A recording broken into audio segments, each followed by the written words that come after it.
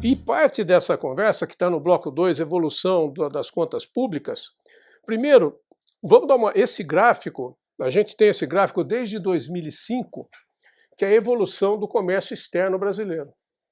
Então, a curva azul é o que a gente chama aqui fluxo de comércio. Isso aqui é bens, não entram serviços, tá? Porque o Brasil é deficitário em serviços, nós estamos falando de balança comercial de bens. Quando a gente olha essa curva, o que significa essa linha azul é a somatória da exportação com importação. Isso aqui representa o fluxo. E agora, em 12 meses, a setembro de 2012, nós batemos recorde no fluxo. 615 bilhões de dólares de recorde. E mais, o recorde das exportações com 326 bilhões de dólares e recorde nas importações com 290 bilhões de dólares. Então, o que aconteceu? Nós, durante esse tempo, nós tivemos todo esse ganho nominal. Ganho nominal. Por quê? Porque o dólar perdeu 10% de valor no ano passado. Então aqui nós estamos vendo valores nominais. E aí tem um pequeno problema. Qual é o problema? O problema é que a economia brasileira é estruturada para quando ela cresce, aumentam as importações mais que as exportações. Então, nosso saldo em balança comercial, se a gente olhar essa curvinha azul aqui embaixo, ele é praticamente o mesmo desde 2007. Variou de 57 bilhões a 36 bilhões. Se você pegar essa curva da China, o superávit da China chega a $1 trilhão. Isso você acha que tem muito a ver com a composição da nossa indústria? É como a indústria é estruturada. Então, por exemplo, quando eu começo a crescer, eu preciso de insumo. Por exemplo, fertilizante. Nós vamos ver. Fertilizante, petróleo refinado, gasolina, óleo diesel. Então, nossa economia, a indústria depende de componentes importados. Quando a economia cresce, por exemplo, esse ano deve crescer 2,9%, 3%, o que acontece? A exportação cresceu por causa do aumento de preço, já começou a perder volume, mas as importações, elas crescem mais. Então, a exportação cresce 18%, a importação cresce 30%. Tá certo? Então, esse gráfico mostra isso. E a gente só teve déficit na balança comercial lá em 2013, quando nós estávamos com um recorde de exportação de commodities naquela época. Só que a economia estimulada, o que ela fazia? Desequilíbrio na conta externa. E essa desestimulação, se vocês lembrarem, foi que a presidente Dilma baixou a taxa de juros meio na galega, de 11% para 7,5%, acabou. O dólar, você liquidou, nós estávamos gastando o que não podíamos, a economia estava gastando mais do que podia. Aí, quando a gente olha investimento estrangeiro direto e olha o déficit em transações correntes e a estrutura das reservas cambiais, nós estamos vendo um termômetro das contas públicas. Então, essa barrinha preta aqui é investimento estrangeiro direto. Isso aqui ajuda a fechar as contas externas e também ajuda, eventualmente, a algum grau de reposição do capital fixo instalado, algum grau de desenvolvimento. Então, se você olhar o que precedeu a crise, nós tivemos investimento estrangeiro direto, 102 bilhões de dólares. Mas, apesar disso, nós tivemos um déficit em transações correntes de 76 bilhões lá em 2011. E aí, conforme foi decaindo o preço das commodities, nosso investimento estrangeiro caiu e o déficit em transações correntes explodiu. Quando chega em 2014, que precede a grande recessão, nós tínhamos 101 bilhões de dólares de déficit em transações correntes. Tá? E o que está acontecendo? O que está acontecendo agora, nesse 12 meses até setembro? Nós estamos vendo, primeiro, as reservas cambiais caíram.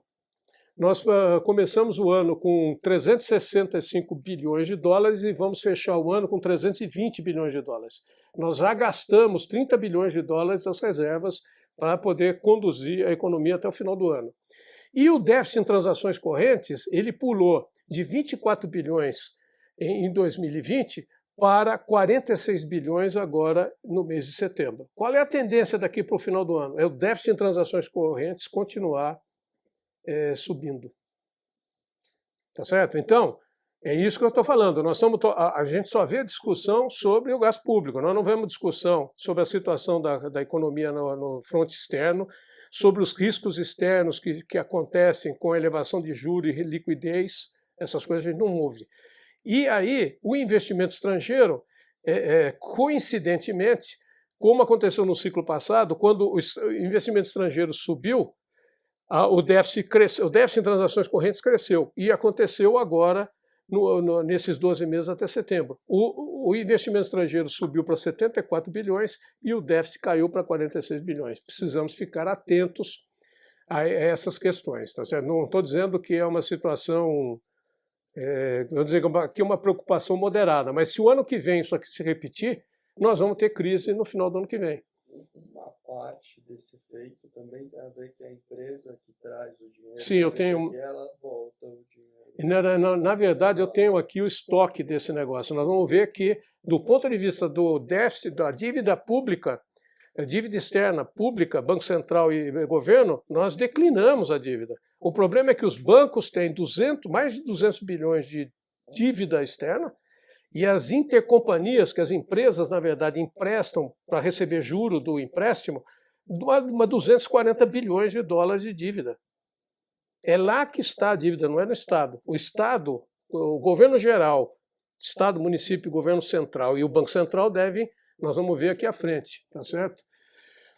E aqui, quando a gente estava falando que cresce a economia, cresce a importação e cresce menos a exportação, o que nós temos? Nós olhamos nesse quadro, nós temos aqui uma redução do superávit de janeiro a outubro de 2022, sobre o mesmo período do ano passado, uma redução de 7,2 bilhões de dólares de queda do superávit. A despeito das exportações terem crescido 44 bilhões e as importações terem crescido 52 bilhões.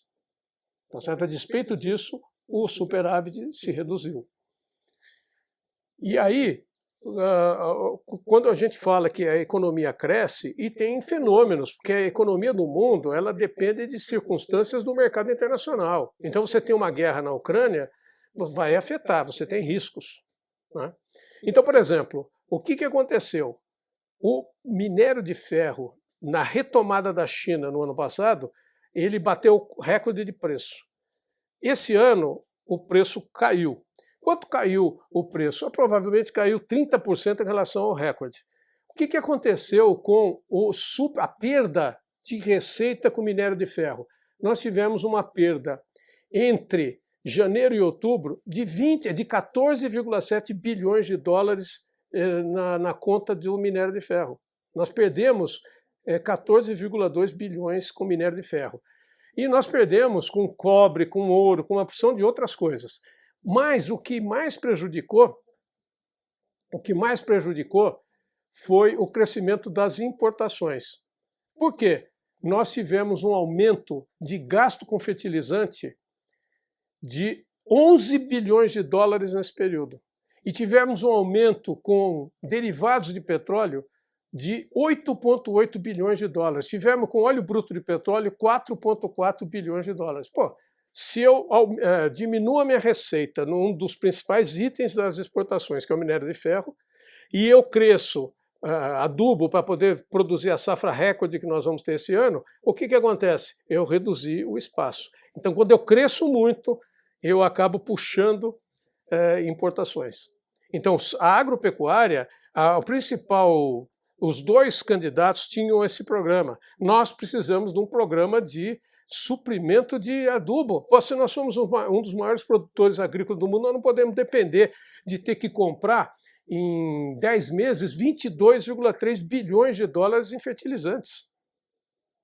23 bilhões de dólares. Nós temos que ter produção local dessas coisas, tá certo? E também aí, isso porque eu não estou falando de composto inorgânico, carvão, inseticida, tudo isso aqui, nós estamos com gasto acima de 5 bilhões de dólares em 10 meses. Então, nós não podemos ficar só olhando a conta, nós temos que olhar as contas externas. Tá?